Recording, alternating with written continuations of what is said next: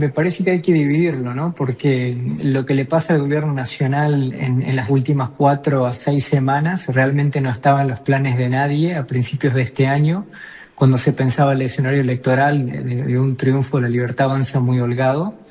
Creo que ahora lo que estamos viendo es una especie de referéndum a la figura del presidente y su entorno.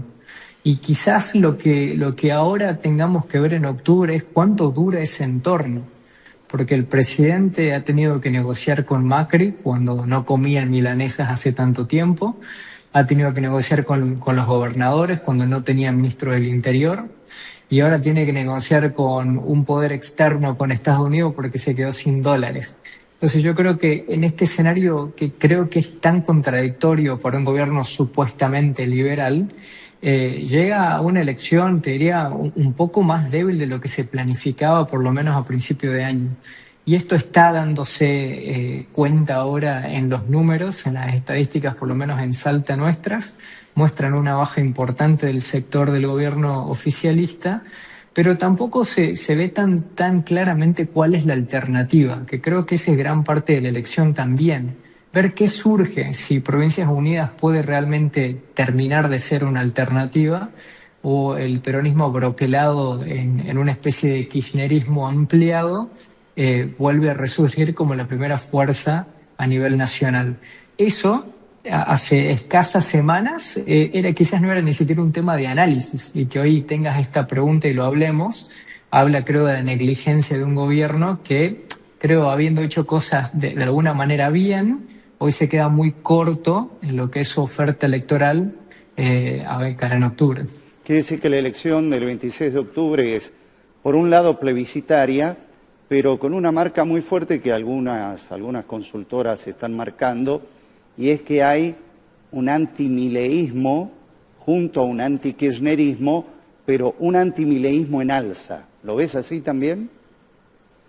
Sí, lo que en Salta particularmente, porque puedo hablar de datos que tenemos, se ve que hay una imagen del presidente que cae, inclusive la de los dirigentes provinciales también. A nivel nacional, consultoras, colegas también ven lo mismo.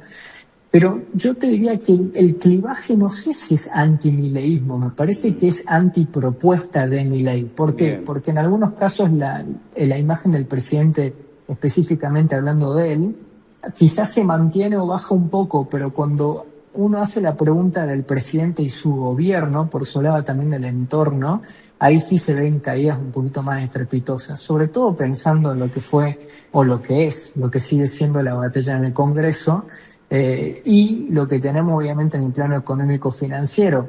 O sea, la pregunta es ¿por qué la gente piensa si es un buen gobierno o no cuando ya vamos por el tercer o cuarto rescate multimillonario a un gobierno que venía supuestamente a ser expertos en crecimiento sin dinero?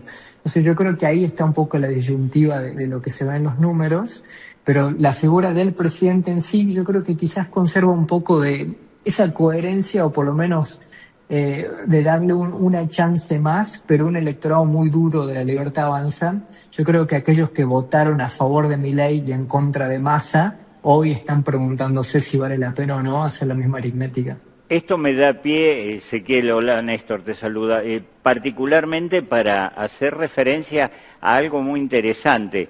El gobierno está apostando mucho al rescate de Estados Unidos. La encuesta de Subani Córdoba de hace una semana mostraba de que hay cierto resquemor en la opinión pública, más del 60% no ven bien a Estados Unidos. Ahora se ha conocido también otra encuesta nueva. ¿Este acuerdo con Estados Unidos puede agravar la situación? ¿Puede ser una suerte de salvavidas de plomo que acelere ese proceso?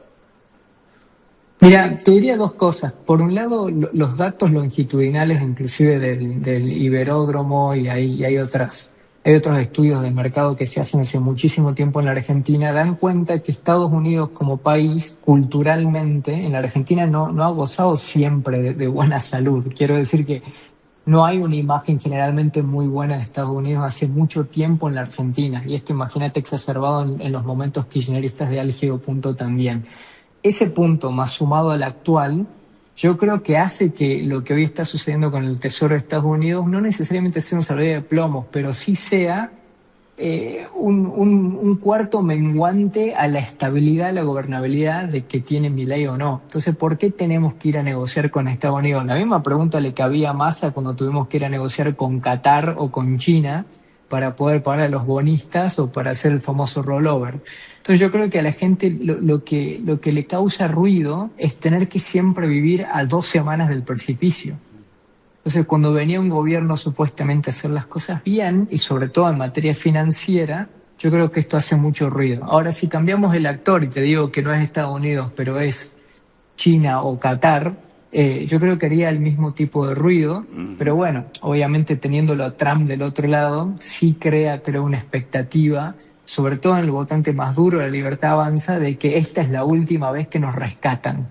Yo creo que no, yo creo que la historia argentina se repite, no va a ser la última, pero bueno, claramente sin saber el detalle de qué es lo que Milei ha negociado para el país, porque no lo sabemos, creo que a mi punto de vista este tipo de acuerdos no nos hace tan bien. Hay un detalle al cual quiero volver que dijiste al comienzo de la entrevista y que entendí, que el problema es que no emerge algo nuevo, algo atractivo, algo que sea un plan y que arrime soluciones.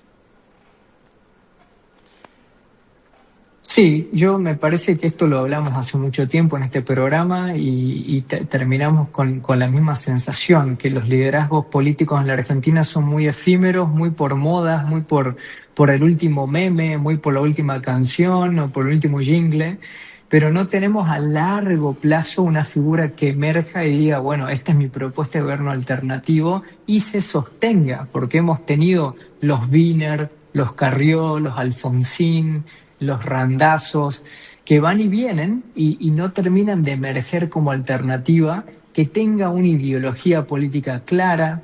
A ver, Milei es un emergente de lo que el sistema ha dejado, con una ideología muy clara, con una gestión de gobierno, a mi entender, no muy buena, pero sigue siendo una alternativa a lo que estamos acostumbrados. Yo creo que hoy la oposición no lo tiene. No tiene ni siquiera ese emergente que puede decir, bueno, esto es lo que significaría un gobierno diferente al actual. Porque lo que en su momento fue Alberto Fernández, yo creo que nadie quiere volver a esa experiencia, pero lo que queda de frente no está claro quién puede ser o qué tipo de armado puede ser. Por eso creo que Provincias Unidas, si realmente intenta demostrar desde el interior poder político, y bueno, tiene que ampliar a más gobernadores, tiene que tener bloque propio en el Congreso y tiene que ser una muy buena elección ahora en octubre.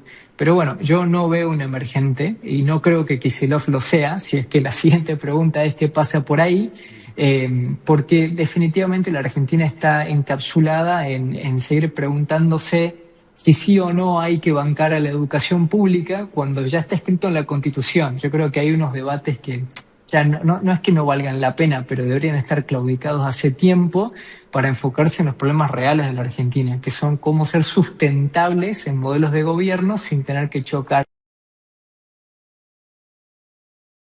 en ciclos de 10 años, que es un poco lo que se ha visto en el último tiempo. De hecho, Provincias Unidas tiene una multiplicidad ideológica y doctrinaria bastante interesante, incluso dentro de las mismas estructuras radicales.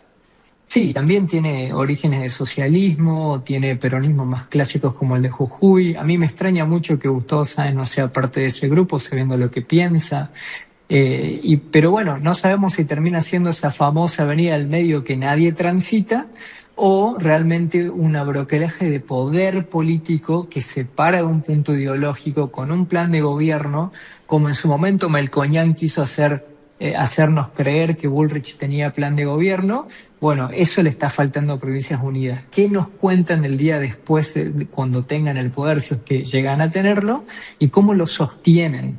Porque solamente rejunte de figuras, también la Argentina lo ha visto, no es suficiente. Y en un Congreso que va probablemente ir encaminado a tener más presencia de la Libertad Avanza, pero quizás no llegando a bloquear ese famoso tercio, son determinantes. Provincias Unidas se vuelve la llave de la gobernabilidad, te diría inclusive más importante que el PRO. Podría ser, digamos, el árbitro para la próxima legislatura o Congreso. Yo creo que ahí está la disyuntiva de octubre. Si realmente hacen la elección que deben hacer para ser emergentes y son realmente una oposición razonable, coherente y lo demuestran ser, el presidenciable de ese espacio tiene chances, creo, para competirle a una posible reelección de Milei o no. Y si lo pueden hacer bien organizados con plan de gobierno, bueno, ha sucedido mucho en la región, ¿no? Lula para ser presidente tuvo que abrazarse a un espectro mucho más amplio que el PT. Boric en Chile ha sido lo mismo, Petro en Colombia también, inclusive el mismo Donald Trump, que los republicanos no son todos los mismos.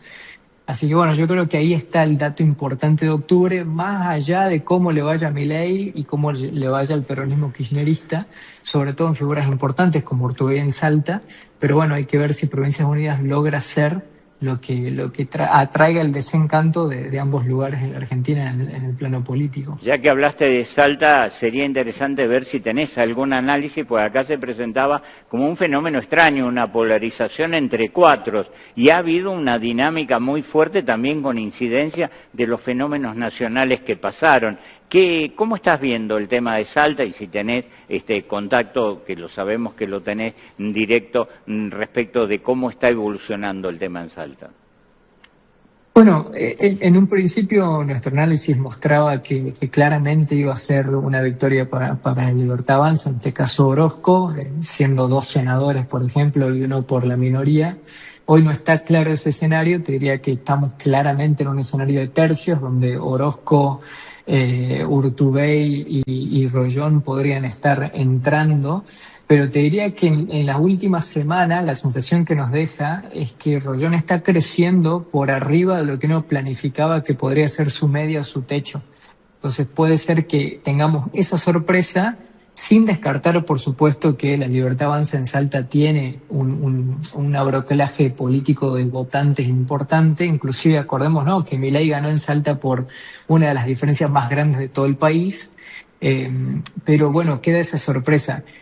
La polarización entre cuatro no existe, ¿no? Eso es lo interesante de Salta, siempre Salta da la nota política, pero sí te diría que si no logra hacer una buena elección Urtubey o inclusive Emiliano Estrada, no sé qué quedará del PJ en Salta. Yo creo que ese es un poco el dato para ver, y sobre todo qué hace el gobernador, porque que alguien le responda a un gobernador con un PJ que está obviamente intervenido en Salta, con una Libertad Avanza que no termina de arrancar, aunque haya ganado capital, planifica que la elección a gobernador de Salta, que es la que se viene, probablemente sea la más competitiva que hayamos visto desde Guayar Urtubey, allá por 2007. Entonces, eso también hay que estar atento en esta elección de octubre para ver si revalida o no la Libertad Avanza el buen resultado que tuvo en mayo y si primero los salteños realmente despegan con fuerza. Esto quiere decir que más o menos, habiendo 3/3, que no siempre son tan parejos, pero que una fuerza política obteniendo 28, 30, 32 puntos puede poner los 2 senadores. Claro, eso dependerá de la cantidad de puntos que saque, pero bueno, son con muy poquitos puntos, mucho premio, que no necesariamente va a reflejar lo que el electorado salteño dice y quiera. Por eso la última semana va a ser clave en esta elección. Ya hemos visto que Orozco ha decidido tomar un plano más judicial a su campaña. Rollón sigue caminando a la provincia y Urtubey también en una campaña bastante clásica. Ahora, ¿eso moviliza al votante? Porque hemos tenido problemas de ausentismo en todas las elecciones, inclusive a la baja. Y yo creo que ahí está un poco la pregunta de lo que vos decís. Esos porcentajes de participación requieren que la gente vaya y que por supuesto debe ir, es nuestro deber como ciudadanos. Pero bueno, hay que ver si moviliza o no una campaña que ha sido bastante pobre en todos los frentes. Hemos escuchado mucho de lo que no hay que hacer y muy poco de lo que tendríamos que hacer.